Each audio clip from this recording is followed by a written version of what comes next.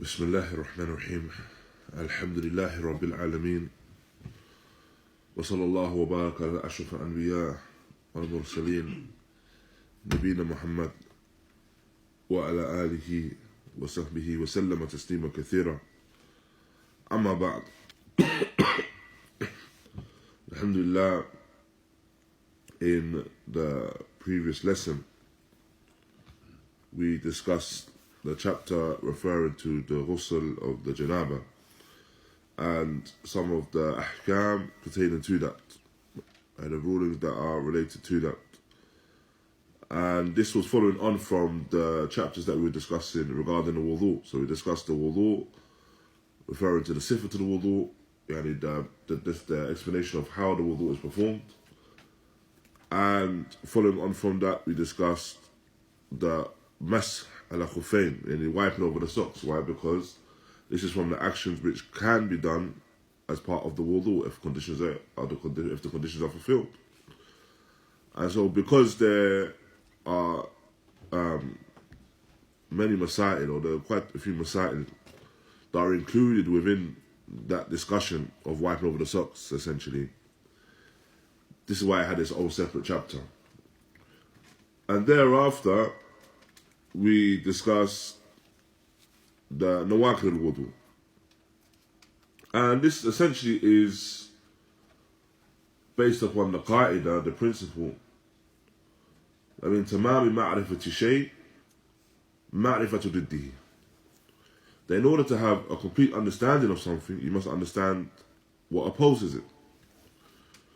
So in order to fully understand the bab of wudu, then it's important that the person studies and understands the mujibat al-wudu, and what causes a person to need to perform the wudu and to put themselves in the state of tahara,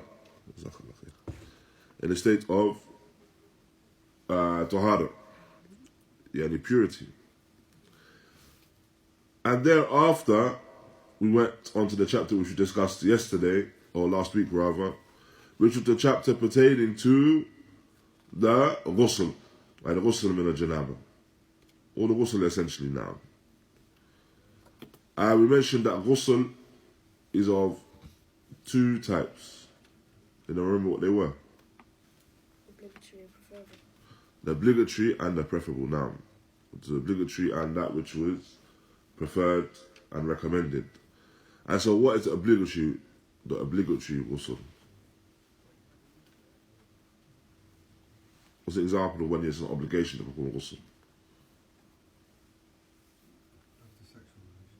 After marriage relations, for example. Janaba. So if the person is to say to janaba, they have to perform ghusl. What else? Any emittance or obscene. No, so that would be janaba as well. When is it also an obligation to perform ghusl? Give you a clue, it's something that pertains to the women. No, after the haid. After the end of the menses. And so then when is it recommended to perform ghusl then? Jum'ah, no. When, sorry? When you enter Islam, no. I'm entering into Islam. And essentially, when a person wants to perform the ghusl with the intent of nadafa, yani, being in a state of cleanliness. So they're not seeking to remove any impurity, any what was referred to as ritual impurity. But they want to be in a state of general cleanliness. So due to that, they perform the ghusl. And they see the munasabah performing the ghusl. So this is what we discussed last week, alhamdulillah. And bil munasabah, that which is suitable is that we go on to discuss what is in place of this action of, or these actions of, yani tahara.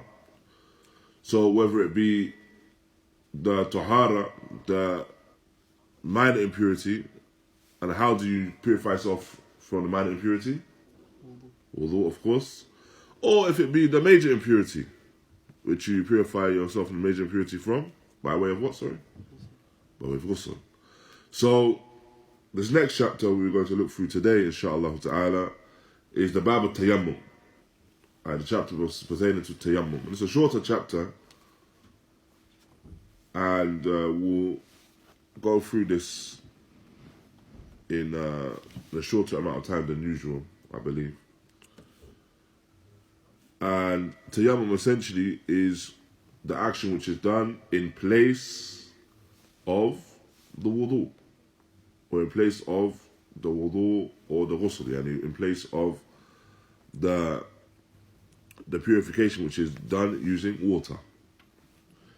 And so essentially at Tayammum, first and foremost, if we were looking at discussing a particular affair, what did we say the first thing we look at is? If we're looking at discussing a particular new topic, what's the first thing that we look at? Definition is ta'arif. And so at Tayammum, lughatan, linguistically, it means al-qasd, yani intent, al-qasd. And an indication of that, or an example of that, in the statement of Allah Tabarak wa Ta'ala, وَلَا تَيَمَّمُوا خَبِيث. They do not intend that which is unlawful or evil. And in terms of a tayammum shar'an, the tayammum in the sharia, then a tayammum in the sharia is the action of purification, of using the turab, using the earth, or anything natural, and wiping the face and wiping the hands. Wiping the face and wiping the hands. And this is the action of a tayammum. And so this is mentioned in the ayah where Allah Ta'ala mentions فَتَيَمَّمُوا سَعِيدًا طَيِّبًا فَامْسَحُوا بِوُجُوهِكُمْ وَأَيْدِيكُمْ. And so perform the tayammum with the pure natural earth, and thus wipe over the faces and the hands. So this is the discussion around the tayammum. And Ibn Qudāmah raḥimahullah mentions, he begins by mentioning the sifat of tayammum, the description of the tayammum. And he says, صفته أن يضرب بيديه على صعيد طيب ضربة واحدة فيمسح بهما وجهه وكفيه. لقول النبي صلى الله عليه وسلم لعمار إنما كان يكفيك هكذا وضرب بيديه الأرض فمسح بهما وجهه وكفيه. وإن تيمم بأكثر من ضربة أو مسح أكثر جاز. So it begins by mentioning that the tayammum is to strike the earth with the hands. I have one strike, one. And then to wipe over the face, the person wipes over his face and then wipes over his hands. And this is due to the hadith of Ammar ibn Yasir, radiallahu anhu, where the Prophet ﷺ stated, indeed it is sufficient for you to do this. It's sufficient for you to do this particular action. And thus he, alayhi salatu wasalam, performed the action of tayammum where he struck his hands upon the ground and then used them to wipe over his face and then his palms, his hands. And then Ibn Qudāmah mentions as well, and the tayammum, to perform tayammum by way of striking more than once or wiping more than once is also permissible. So to strike more than once or to wipe more than once is also something which is permissible. So the first we want to look at, barakallahu fikum, is the affair of the striking. Naam, the affair of the striking. Striking on the earth. And it's mentioned, naam, that it's something which is permissible to strike once or more than once, as mentioned here by Ibn Qudāmah towards the end of the Sifra. Now, towards the end of the Sifra. And this is something that is mentioned by Shaykh al-Islam Ibn Taymiyyah, raḥimahullāh, where he mentions that if the person was to perform the Tayammum بضربتين أو أكثر, نعم جاز. So if the person was to perform the Tayammum by way of striking twice or more, then this is also permissible. So what we understand from this is that the person, no doubt, he should perform the Tayammum by striking just once, or at least once. But if they strike more than once, then this is something which is regarded as being permissible, and something which is regarded as being permissible. Thereafter, Shaykh ʿUbayd, he mentions that you have this hadith of Ammar ibn Yasir, where it mentions that the person, or the Messenger of Allah, rather, he, after the striking, he wiped the face and then the hands. Naam. So he wiped the face and the hands within this narration. So this is the first discussion, and this is the first example of how the person will perform the Tayammum. And this is the hadith found in Sahihain. Now, the hadith found in Sahihain, Bukhari Muslim. Then you have another narration of Ibn Umar, anhuma, where he mentions the Tayammum being performed and then wiping over the hands and then the face. Now, so we understand what the masala we have at hand. The first masala, or the first hadith rather, is the hadith of Ammar ibn Yasir. Ammar ibn Yasir, the hadith mentions wiping over the face and then the hands. Naam. So performing Tayammum and wiping over the face and then the hands. Then you have the narration of Ibn Umar, which is found in Sahih Muslim, where it mentions wiping over the hands and then the face. What are we going to do with these two hadiths? What are we going to do? Trying to reconcile. Okay, how do you reconcile? They're both permissible. You can do either way.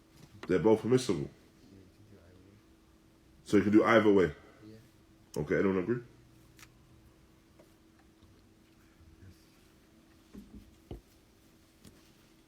Agree? Now, essentially that's what it is. That both hadith are hadith sahih. The first hadith of Ammar ibn Yasir is sahih, Bukhari Muslim. Second hadith Ibn Umar is sahih Muslim. They both are hadith sahih. And what this indicates is that unlike wudu, tayammum, there's no specific tartib for it. There's no specific order that it has to be done. So we know wudu, there's a specific order that has to be done. In order that the wudu has to be done in a specific order. As for the tayammum, then it can be done in any which order, as long as you fulfill the wiping over the face and wiping over the hands. So as long as these two things are fulfilled, then it's permissible. So in this regard, the wiping is la yashtarat. The wiping over, or the tartib is la yashtarat. It's not a condition to have a particular order. Thereafter as well, barakallahu feekum, we have a discussion about the hands. What is regarded as being the hands? Now, for some of the Ahlul Ilm, they mention that the yad is what? When we say the yad, now up until the elbow. So you have some that mention that the wiping is wiping up until the elbow. Naam. And they mention this due to a narration which is mentioned that the Prophet sallallahu alaihi wasallam, he performed a tayammum. The Prophet sallallahu alaihi wasallam performed a tayammum. He performed a tayammum, and he struck the one strike, and then wiped over the face, and then he wiped over the hands up until where? The elbows. Naam. Up until the elbows. This is a narration. However, the reality is, this narration here is one that Allah Ta'ala knows best, a narration which is mawqūf. A narration which is mawqūf. Mawqūf meaning, we mentioned it before, I believe. If we say narration is mawqūf, what does that mean?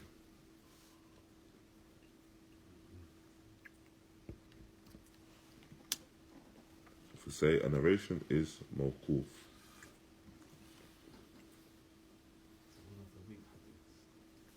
not weak, not necessarily weak. Not authentic. There's no, the chain of narration is not fully connected. Oh, it could be connected, yeah. Mawqūf. Hadith is stronger than it. Hadith that's stronger than that. Not necessarily that either. Do you even know what hadith marfu' is? Raised to the Prophet. So it's ascribed to the Prophet sallallahu alaihi wasallam. So then what's that? What's the narration of mawqūf then? If marfu' is ascribed to the Prophet sallallahu alaihi wasallam, mawqūf is what then? Ascribed to the Sahaba. Ascribed to the Sahabi. Now, so it's a narration which is ascribed to the Sahabi. Mawqūf, ascribed to the Sahabi. So this is a narration now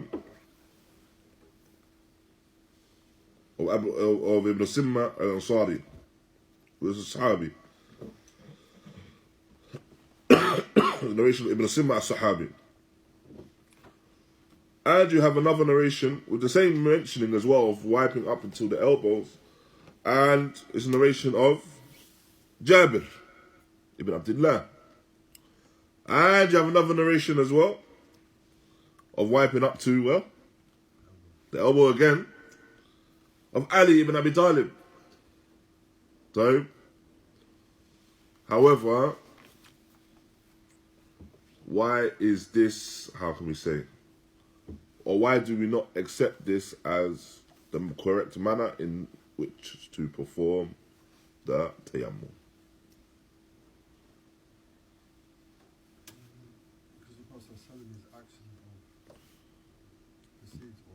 The Prophet's action precedes all that. What was the Prophet's action?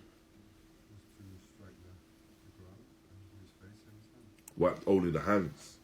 Due to the hadith previously mentioned, the hadith of Ammar ibn Yasir. So we have the hadith of Ammar ibn Yasir, where it mentions, the Prophet ﷺ mentions, now it's sufficient for you to do this. I struck the ground, wiped the face, and then wiped the hands. Naam. Or the hadith of Ibn Umar even, where he wiped the hands and wiped the face. So he wiped the hands and wiped the face. Likewise as well, when the word of the yad, atlaq, yani, where it just mentions the hand. Generally, what is understood when mentioning the hand is up to the wrist. When it's mentioned al-itlaq. An example of that, or the proof of that, is the statement of Allah Tabarak wa Ta'ala, السارق والسارقة فاقطعوا أيديهما جزاء.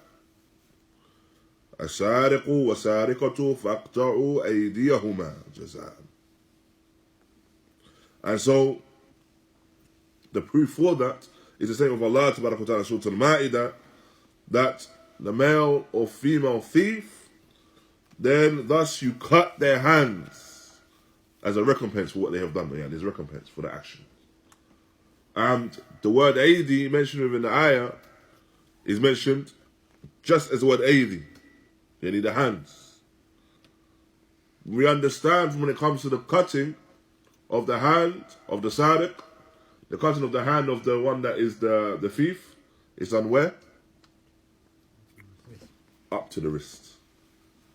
Naam, up to the wrist. Make sense? Jayyid. Likewise as well, if you want to discuss the aidi, the hands, and the proof of that needs to be, or you want to include the elbow in that, then as we understand from that, there has to be a mentioning of the elbow itself, as is mentioned in the ayah of the wudu. Naam, فَاغْسِلُوا وُجُوهَكُمْ وَأَيْدِيكُمْ إِلَى الْمَرَافِقِ, and then wash the hands rather up until the elbow. So the mention of the elbow. So we know that's inclusive of that. Does that make sense, Ikhwan? So this is the discussion around where the actual washing or where the actual striking occurs and the wiping occurs. So then the author raḥimahullāh goes on to mention وَلَهُ شُرُوط أَرْبَعَةً. So tayammum has 4 conditions. أحدها العجز عن استعمال الماء لعدمه أو خوف الضرر باستعماله لمرض أو برد الشديد أو خوف العطش على نفسه أو ماله أو رفيقه أو خوف على نفسه أو على مال في طلبه أو إعواز إلا بثمن خفيف. And so the first condition, there's 4 conditions mentioned by Ibn Qudāmah. The first condition, which has to be there in order for you to perform the tayammum, is that the person has an inability to use water. Now, they have an inability to use water. And now, this inability to use water can be due to a variety of different reasons. From those reasons is that the water is ma'doom. It's not there, it's not present. So the water's not there in the first place to use it. Or that there's a fear of harm in using the water. So if the person was to use the water, then they fear particular harm. And due to that, or an example of that would be an illness. The person has an illness, and if they use the water, that this illness will become more severe. So either the illness will become more severe, or the use of the water will delay, with the permission of Allah, delay the person's ilaj, their treatment, and then becoming better. Or an example as well is that the person, they fear that if they use water, the harm can come for them due to extreme cold. So, for example, it's extremely cold and they don't have any access to hot water, for example. So they have water, but they don't have access to hot water. So they fear by way of using that cold water in that extreme cold as well, that it would cause harm, greater harm as well. Or, for example, as well, the person fears the harm of thirst. So they use the water and they fear that they may become thirsty by way of using that water. And so, here, as is mentioned, these are some of the circumstances in which the person, where there is no water, or that the use of water is harmful. And Shaykh ʻUbayd, raḥimahullah, he mentions some detail in relation to that. So he mentions in relation to the water, the person, they fear using the water due to thirst, for example. That in such a scenario, if the person fears Because here is mentioned as well, if the person is able to use, it goes on to mention, فإن أمكنه استعماله في بعض بدنه أو وجد ماء لا يكفي لطهارته استعمله وتيمم للباقي. So he mentions here, Ibn Qudāmah mentions, that if the person is able to use the water on some of his body, now, or he finds water which is sufficient for some of his body, for sufficient to do some of the wudu, for example, then he does that which the water allows for him to do, and then he performs the tayammum for the remainder. Now, what we understand from this now, and then the Shaykh Ūbayd raḥimahullah mentions tafsir, mentions more detail in relation to this. He says, if the person is muttar, so they're in a state, or they're in great need, na'am, for that water. So they're in great need of the water. For example, the person only has this small amount of water. Maybe, for example, they're on a journey. They only have a small amount of water. And that water is the only water they have to drink. It's the only thing they have to drink. And if they were to perform the wudu, then they'll have nothing left to drink. And they may face dehydration and the likes of that. So he has a small amount of water. And the water is so small to the extent that he wouldn't be able to complete the wudu even. So he may be able to wash the face and maybe do the hands and the arms. And that's it. Shaykh Ūbayd mentions in this scenario, it wouldn't be a case that the person uses that water and performs the wudu. Now, performs the wudu of using the water that is there, and then performs the tayammum for the baqi, as mentioned in the speech of Ibn Qudāmah. And in this scenario, the person would not use the water at all, for tahara. And they would leave the water and use it for their needs. And rather, they would perform tayammum for the whole of the tahara. Now, does it make sense? Jayyad. So that's the first scenario. Then you have the next scenario where the person is not muttar, is not in dire need of that water.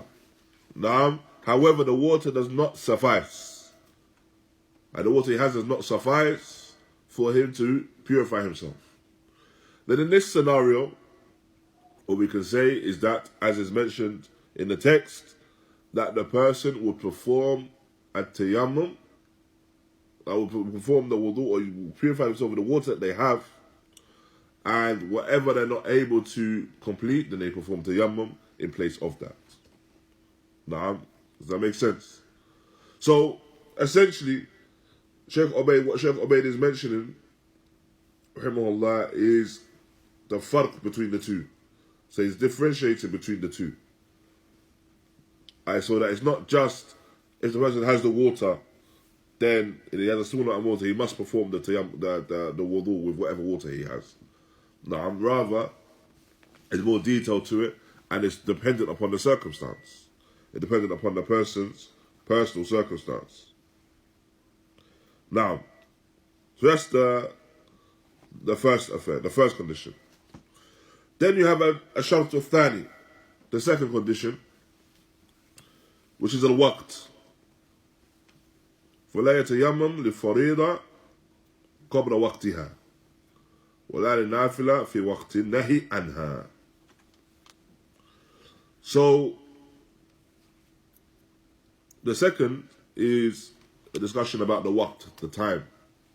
And Ibn Qudāmah raḥimahullah, he mentions that a person should not perform the tayammum for the farida, for the obligatory prayer, before its time. So he should not perform the tayammum before its time for the obligatory prayer. And as for the nafila, they should not perform the tayammum in the time where it is manhi an. It's impermissible to pray the voluntary prayers. So, for example, if a person wants to pray his voluntary prayer and it's between Asr and Maghrib, Then it's from the speech here of Ibn Qudāmah. He's mentioning that the person should not pray or should not perform the tayammum for that, and for that prayer. Shaykh Ubayd, again, raḥimahullāh, he mentions some tafsir in that regard, some more detail in that regard. And he mentions that the tayammum itself is placed in the place of water. So, for example, there's no water for purification. Tayammum is in its place. And he mentions again, and he mentions that for wudu, there's two scenarios. There's halatan. There's two scenarios for wudu. The first scenario for wudu is that the person is performing the wudu before the time of the salah. So they're performing the wudu before the time of salah. So, for example, they just want to renew their tahara. They want to renew their tahara. And in this scenario, performing the wudu before the salah is an action which is sunnah. It's an action which is sunnah. And it's khayr. And then you have the scenario where the person is performing the wudu for the salah. That's the second scenario. The person is performing the wudu for the salah. And so in this scenario, no, that is obligatory. In this scenario, it's obligatory. And so he mentioned, raḥimahullah, that the tayammum is in the place of the wudu. The tayammum is in the place of the wudu. And so because the tayammum is in the place of the wudu, then we would not say that the person has to perform tayammum at the time of the salah itself. Because they're performing the action of tahara, essentially. And it's just a case that the water is not present, or they cannot use water. And so the Shaykh, he mentions rather the person does not perform the tayammum, or the person can perform the tayammum before the time of the salah. Now, if the person performs the tayammum before the time of the salah, but then once the time of the salah enters, they are able to find water, then in this scenario, they have to use the water. They cannot say that I've made tayammum before the time of the salah, and I'm in a state of purity. Does that make sense? So this is differentiation. If the person was to perform the tayammum before the time of the salah enters, they still don't have water, or they're still in a scenario where they can't use, in a circumstance where they can't use water, then they perform the salah. If, however, they perform tayammum before the time of salah again, and then once the time of salah enters, they find themselves in a circumstance where they can access water, then upon them is to perform the wudu. Upon them is to use the water in that scenario. So again, when we're talking about the waqt of salah, the time of the salah, there is no itlaq. So we can't say al-itlaq, you cannot perform the tayammum outside the time of salah. Rather, you cannot perform the tayammum outside the time of the salah and expect it to be sufficient for you all the way through the salah, for example, up until that time of salah. It doesn't suffice. As soon as you find water, that excuse is gone. And that tayammum is only there as an udhr, or as an allowance for you. Once that reason for that allowance is gone, then it's upon you to purify yourself. Another example of that, and we'll go into it in more detail when we actually enter the chapter, is the example of the fasting individual. The fasting individual. So the person, or let's say for example Ramadan. It's Ramadan, the person is traveling. So it's Ramadan and you've left Manchester, you're in Birmingham. Now, do you fast? Or can you fast? Or can you break the fast? Now, so it's Ramadan iftar at 7 p.m. مثلا, and you're in Birmingham at 3 p.m. Do you go to Mac Halal? You consider yourself as a traveller. You're travelling on your journey. So you can break your fast. Whilst upon the journey. What do you mean whilst upon the journey? You're a traveller. No, you're a traveller. Essentially, you're a traveller. No. Until I return back home, I'm a traveller. No. So you can break the fast. So you leave at 3 p.m. and you come back to Manchester and it's 4:30. Now, remember iftar at 7. You should resume your fast. Do you have to continue to fast? Yes, because the reason has been removed. Exactly. So the same thing occurs. So the same thing. The reason why you were able to break the fast is no longer there. Now, you're back in Manchester, so you're your residence again.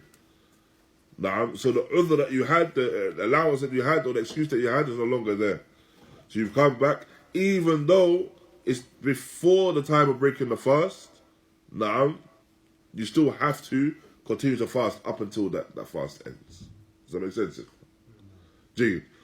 Now, in this scenario as well, the person would have to make up the fast for that day. Because even though they've broken the fast at some point, well, or because they've broken the fast at some point, then they haven't completed the full day of fasting, they have to make up that day. But because whatever reason they have has been removed, then they have to, and Allah Ta'ala knows best, they have to resume the fasting. So going back to the topic of today, the tayammum, that as soon as whatever has caused them to have that reason to perform the tayammum, i.e. they're not having water, for example, then as soon as that is removed, they have to, for example, make the wudu now. Within this scenario here. Now, they can't find water, then they find water. Or even, for example, it's extremely cold and then it warms up. Now, it's extremely cold and they only have cold water, then the boiler turns on. They have hot water. Now, so in this scenario, they would have to use the water at that point. And they cannot suffice with the tayammum. So the person, for example, they perform tayammum before the time of dhuhr. And the time of dhuhr enters. If they can now use water, they must use water before they perform in the salah. Now, and that's the nuances that is mentioned in this regard by Shaykh and Shaykh ʿUbayd, raḥimahullah. Thereafter, we have the third condition, الثالث, which is an-niyya. Now, attention, فإن التيمم للنافل فإن تيمم للنافلة لم يصلي بها فريضة وإن تيمم للفريضة فله فعلها وفعل ما شاء من الفرائض والنوافل حتى يخرج وقتها. And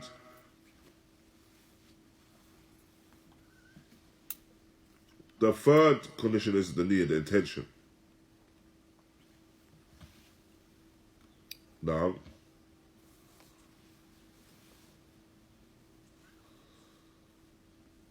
that the person, for example, if they have the intention to perform the tayammum for a nafila, then they cannot use that intention for the faridah. Now, and if the person uses the intention or have the intention to perform the tayammum for the faridah, then it's for the faridah and the nafila. Now, it's for the obligatory prayer and the voluntary prayer. The reason why that this is mentioned is that essentially, if you have the tayammum and you have this tahara, and the state of tahara, state of purity for the greater act, then it can be used for anything lesser than that. Now, and so this is the intent. However, again, going back to what we discussed previously as well, that if we understand that the tayammum is in place, that tayammum is in place of the wudu, then as soon as the person makes tayammum, they're in a state of purity. As long as the reasons that are there, and they have just reasons to make the tayammum are there, then they must, or then they are in the state of purity, and it's not regarded as being anything outside of that. So, and then we have the fourth condition. And And the fourth condition is the use of a turab, using the earth. And you have to use the earth which is tahir, of course, that which is pure. And the reason why is because it's in place of the water. And the water has to be pure in of itself. Now,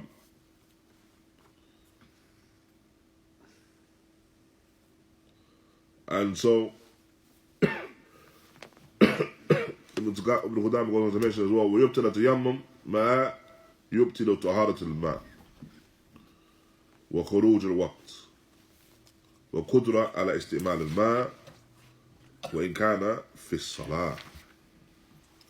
And so finally he mentions what nullifies your tahara first and foremost, or the tayammum, is what nullifies the tahara al-ma. What's meant by that? What nullifies the tahara of water?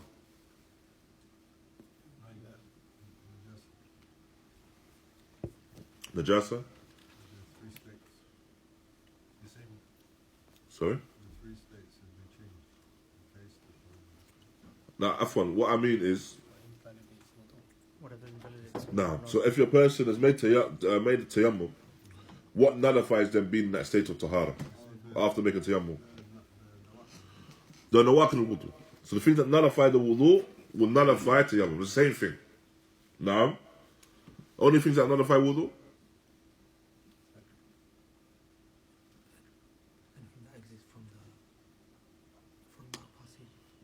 I think that nullify the wudu, yani. I'm saying it's the only difference that nullify the wudu? No, that's water. If water becomes accessible. No, okay, we'll come to that, inshallah. Okay.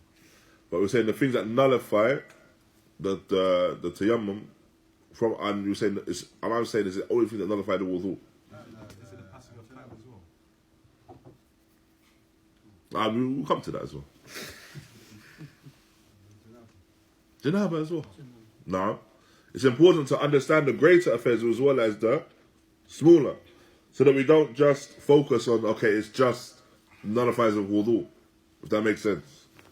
That it's important to understand that the hadath al-akbar, of course, will nullify the person's state of tayammum, or state of tahara that they entered due to tayammum.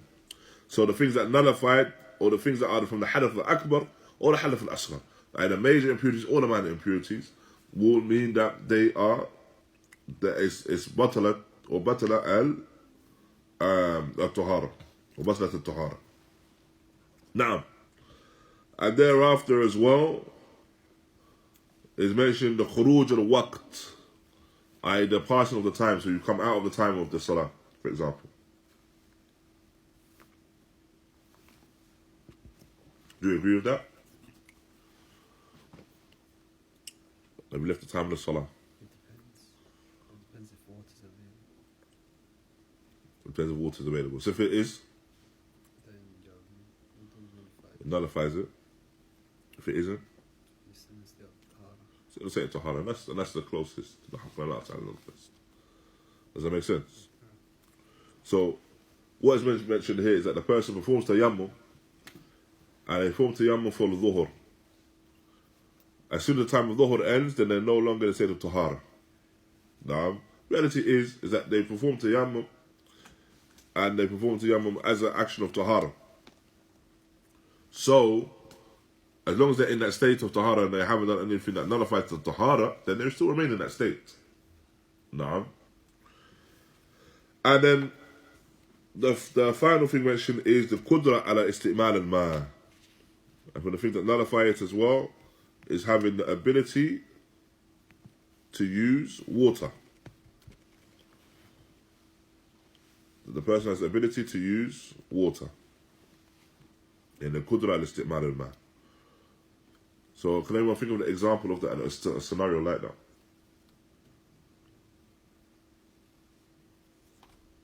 The water becomes warm again. The water becomes warm. The water becomes warm. It rains. It rains? Yeah, It rains? Why not? Why not? Especially here in Manchester, there's enough rain There's enough rain to perform wudu and no barik. Now they're going to think where that can happen. They know to do like a tayammum, the No. place. Maybe they can make caution for them. The place to like prefer the tayammum because no water. No. They're thinking there's not going to be happen, but there is going to happen.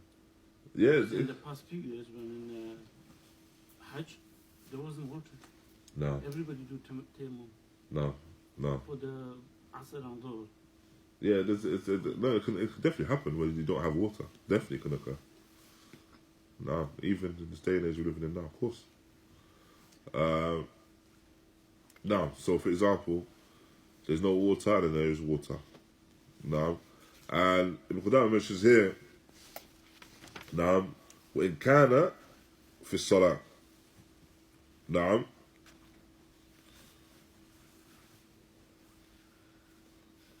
So even if the person's in a state of the salah, so if they're in salah and then they find water, then they have to perform the wudu, as mentioned here by Ibn Qudāmah. And this seems to be ahwat to Allah's best. This seems to be the safer opinion as well.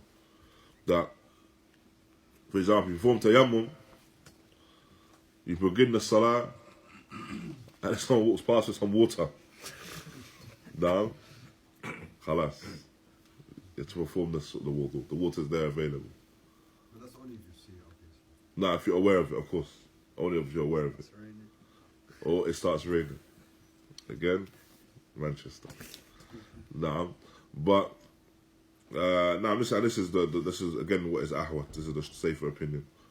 Obviously, it would be it may be something which is difficult for the person to take if they're on the last rak'ah, and then someone comes past with water.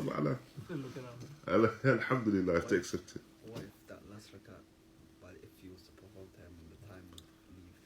Sorry. The time of the salah would leave. In the scenario where it's sensitive to the time of the salah, the time of the salah takes precedence. The time of salah takes precedence. So it's Shaykh Fawzan, he mentions, when he's discussing Tayammum as well, the same thing. He mentions, hafidhahullāh, that if the person doesn't find water, then they perform Tayammum. Now, we're talking about the scenario where the time of the salah is about to come up. And if they're not able to perform the Tayammum, they're not able to find the earth or to use anything to perform Tayammum, then they perform the salah anyway. Now they perform the salah anyway. Based upon the qa'idah, taken from the ayah, لا يكلف الله نفسا إلا وسعها.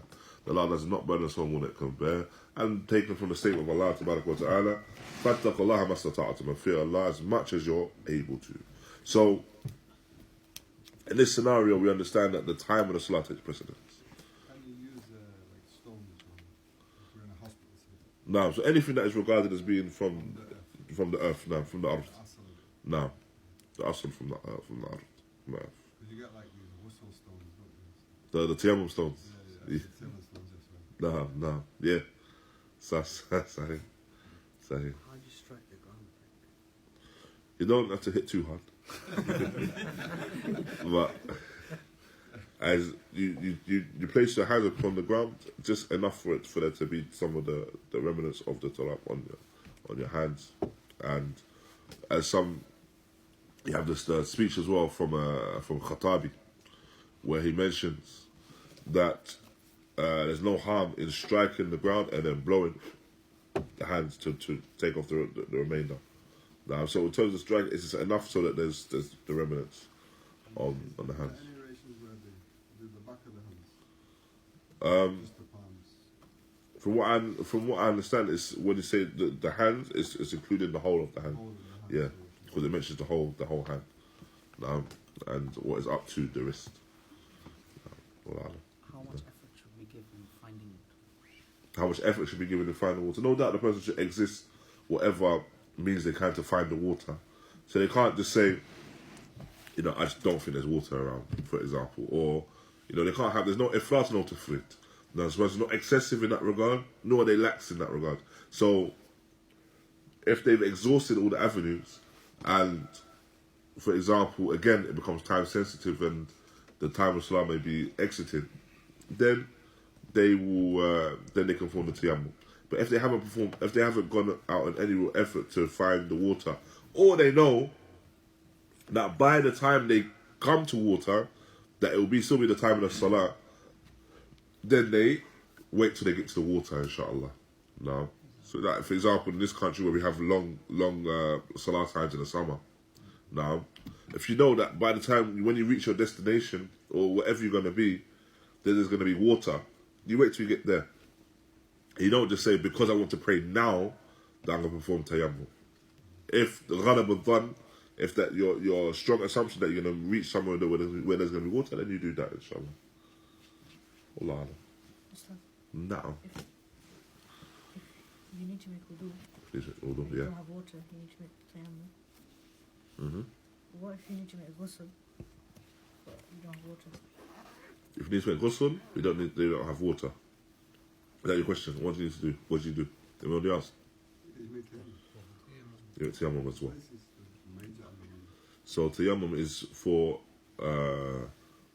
wudu or ghusl, for the major or minor impurity. So if you need to make ghusl, then you perform tayammum. If you need to make wudu, you need to perform tayammum as well. Would you just perform tayammum for the major impurity, like Yeah, that's sufficient. like the normal way you would make it? Yeah, you perform tayammum the exact same way. That same way. Yeah, so it doesn't matter whether it's for the major or minor impurity, the tayammum is performed the same way.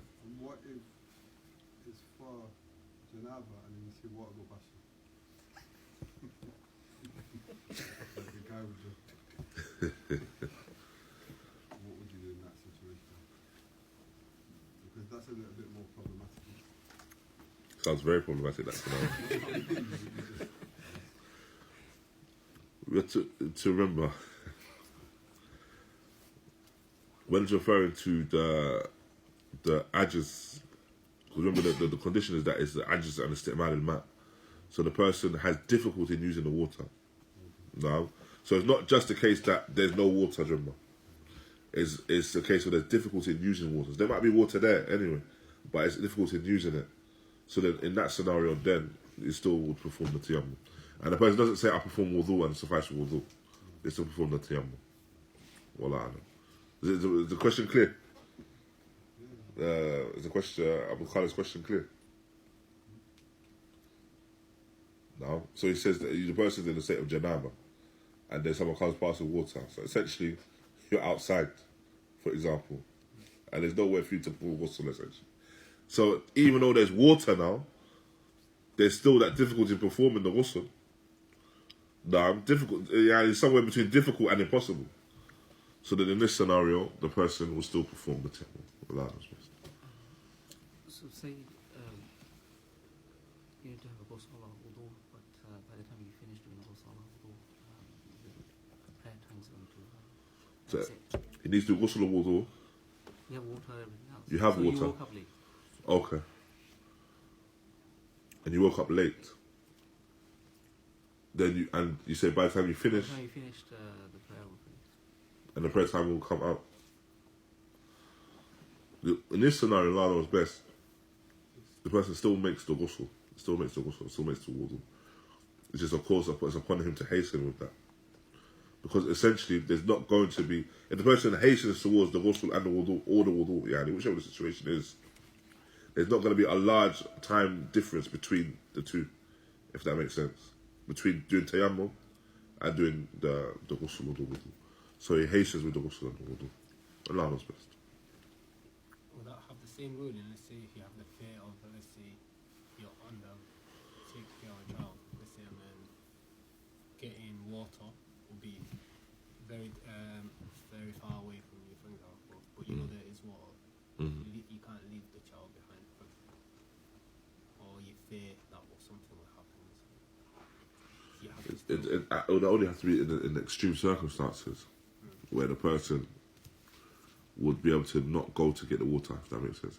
Extreme circumstances. Allah knows best. No, exactly. No. What if it's like the dirt, like do you know the thing they're going to do tayammum with? What if it's like a little bit like muddy? It's fine. If it's a bit muddy, it's fine. Why? Because mud itself isn't pure, right? The only problem is if there's impurities in there. If it's impurities, then it's impure. then we don't use it. But if it's mud itself is pure. So there's no problem with that. It's not going to change. For example, the person he pray all the prayers on the time. For example, like Fajr, Dhuhr, he always pray on time. Like you don't let to like closer to Asr and then he pray go with Asr. You understand? The person he pray the Dhuhr always on time. Okay. When you want to do Tayammum, like you say, for example, the journey come here to before Asr start in Birmingham. You do Tayammum for the beginner or it doesn't matter to wait for him. How do you mean, sorry? مثلا أنا دائما أصلي في وقتي. نعم. كل صلاة في وقتي وهذا الوقت اللي ما في مي تيمم يكون وقت الظهر. ما أريد أتأخر حتى أنتظر يكون موجود مي.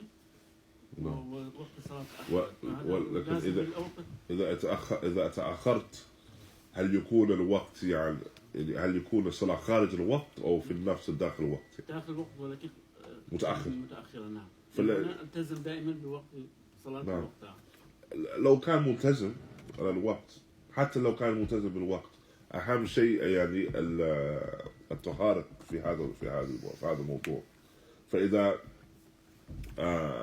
يستطيع أن يتوضأ بالماء مثلا نعم ويصلي في وقتها يعني في وقت الصلاة فعليه أن يتوضأ بالماء يعني حتى يتأخر نعم نعم لأنه داخل الوقت وطهارة كاملة يعني نعم بارك الله. The Bible was asking so that if the person is in the scenario where they always pray the salah at this particular time really early, however they don't have any water and if they were to delay it they can delay it to get water but then they will delay their salah but it will still be in the time of the salah.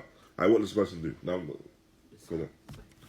in this scenario it would be better for them still to delay it. Why? Because then it will fulfill the condition of having the tahara, the purification in a manner which is complete as well as fulfilling the salah at the correct time. So, no doubt, when we talk about praying the salah as early as possible and at the beginning of its time, then this is from fadl. As for tahara, and as for being in the state of tahara and performing wudu with water, this is obligation. And so, this is why the person should perform the wudu at its time. And Allah knows. If he was a traveller, it wouldn't matter, would it? This is a traveller, depending on the salah, of course. Yeah, that means the Dhuhr and Asr. If it's Dhuhr Asr, then you can combine. But if the mushkil is if it's Asr time, then no combination there. But now, if it's Dhuhr Asr, you can combine. If it's any traveling, la bas. جزاك الله خير. بارك الله فيكم. حياكم الله. وصلى الله وبارك على نبينا محمد وعلى آله وصحبه وسلم وآخر دعوانا الحمد لله رب العالمين.